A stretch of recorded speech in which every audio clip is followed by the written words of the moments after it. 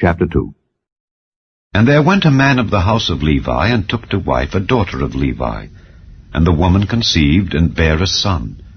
And when she saw him that he was a goodly child, she hid him 3 months.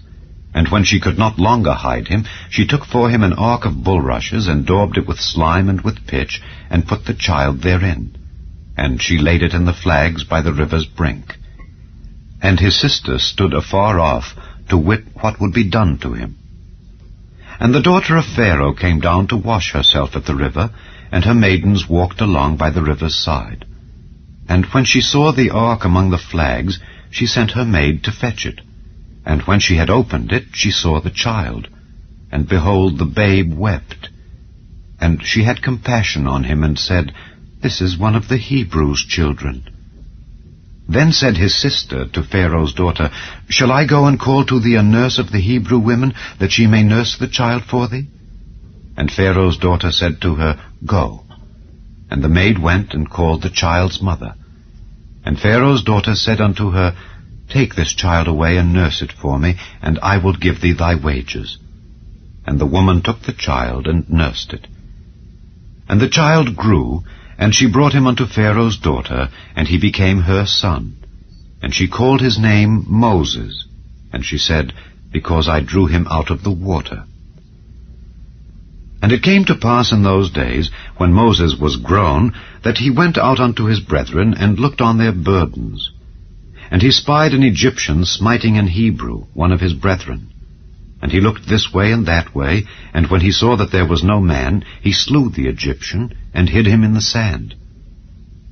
And when he went out the second day, behold, 2 men of the Hebrews strove together, and he said to him that did the wrong, Wherefore smitest thou thy fellow? And he said, Who made thee a prince and a judge over us? Intendest thou to kill me as thou killedst the Egyptian? And Moses feared, and said, Surely this thing is known. Now when Pharaoh heard this thing, he sought to slay Moses. But Moses fled from the face of Pharaoh, and dwelt in the land of Midian. And he sat down by a well. Now the priest of Midian had 7 daughters, and they came and drew water, and filled the troughs to water their father's flock. And the shepherds came and drove them away. But Moses stood up and helped them, and watered their flock.